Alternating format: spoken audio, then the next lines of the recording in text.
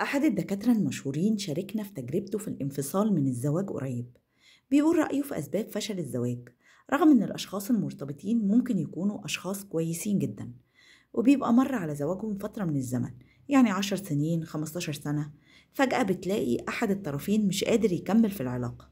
فبيقول رأيه إن من أسباب الفشل إن ربنا سبحانه وتعالى بيقول: والسماء رفعها ووضع الميزان ألا تطغوا في الميزان وأقيموا الوزن بالقسط ولا تخسروا الميزان. ووضع الميزان هنا يعني جعل في الكون نظام دقيق مبني على العدل والتوازن، حتى في العلاقات بين الناس. بيقول إن العلاقة لو ما فيهاش توازن فأنت أكيد هتخسر. أنت مثلا بتاخد من شريكك 10 حاجات وبتديه 5 حاجات بس، فأنت هتاخد بالباقي نكد، ألم، خيانة، خسارة. يعني كده كده أنت هتدفع تمن الحاجات اللي أنت أخدتها من الشريك الآخر. وسواء كانت العلاقة استمرت أو ما استمرتش فهي هتبقى فاشلة، لأنك هتبقى مستنفذ بالألم والنكد. وبما إن إحنا كبشر محتاجين بعض، فلازم كل واحد فينا وهو داخل العلاقة يكون عارف الحاجات اللي هو محتاجها من الطرف الآخر، ويبقى عارف احتياجات الطرف الآخر، وعليه إن هو يبدأ يوفي احتياجات الطرف الآخر الأول، علشان خاطر لما ياخد الحاجات اللي هو محتاجها يبقى هو مسبق بالخير والطرف الأول في العطاء. ومن ضمن الأخطاء الشائعة اللي بتخلينا مش واخدين بالنا من فكرة التوازن، إن ساعات بيتهيأ لنا إن إحنا عشان مبسوطين من تصرف معين فالطرف الآخر مبسوط زينا. يعني مثلا أنت قررت يوم الجمعة تخرج تفسح مراتك، فبتاخدها وتروح تقضي الوقت مع أصحابك وعائلتهم أو مع أهلك. أنت مبسوط علشان أنت وسط أهلك أو وسط أصحابك، إنما هي ممكن تكون جاية معاك بس علشان تجاملك. فما تعتبرش إن دي فسحة ليها، اعتبرها إن هي بتجاملك ومقضية وقت معاك علشان خاطر أنت تبقى مبسوط وسط أهلك أو وسط أصحابك. فأنت كمان عليك دور إنك أنت تجاملها وتدور على حاجة تبسطها في يوم تاني. حابة إن هي تخرج معاك لوحدها، حابة إن هي تروح أنت وهي تزوروا أهلها وتقضوا الوقت مع أهلها، يعني زي ما هي جاملتك أنت كمان تجاملها علشان هي تبقى سعيدة. ونشرح الموضوع كمان بطريقة مادية. أنت مثلا جالك مبلغ من المال، فحبيت تبسط روحك وجبت لنفسك موبايل جديد، وحبيت تبسط مراتك فقلت لها: أنا هغير لك التلاجة البايظة اللي مضايقاكي دي. لا، أنت كده ما أسعدتهاش هي. أنت جايب حاجة عامة مشتركة بينكم، حاجة للبيت هي التلاجة.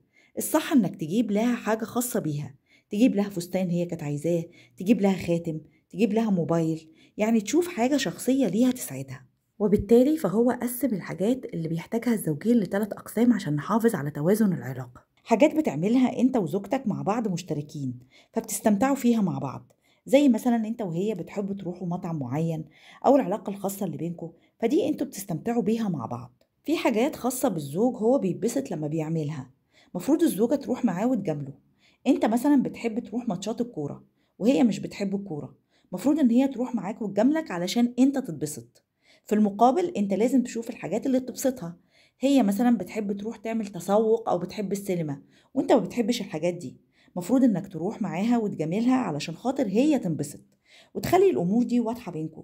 كل واحد يبقى عارف الحاجات اللي بتبسطه ويطلب من الطرف الاخر ان هو يشاركه فيها. لازم الطرفين يكونوا حريصين ان هم يشاركوا بعض اهتماماتهم وهواياتهم، علشان يبقوا ماشيين دايما مع بعض.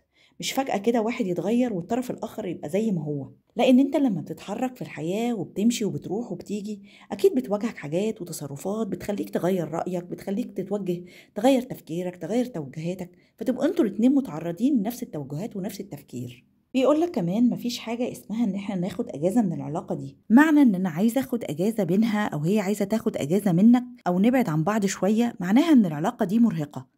فلازم تعرف ايه سبب الارهاق اللي انت بتحس بيه في العلاقة دي. هل انا مش باخد زي ما انا بدي؟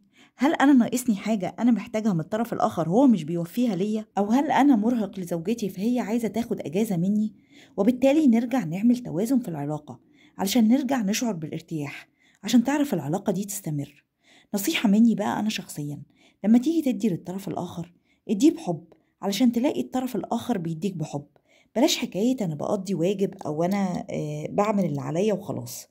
هتلاقي الحاجات كمان جايالك كده، تقضية واجب وعشان تعمل اللي عليها، وساعتها الحياة بتبقى دمها تقيل جدا. انت بتقضي واجب وهي بتقضي واجب، فبتحسوا ان كنتوا الاتنين بتعملوا واجبات، فبتفقد روح الحب والمودة والأسرة والسعادة اللي مفروض ان احنا الاتنين نشعر بيها علشان نعرف نكمل الحياة.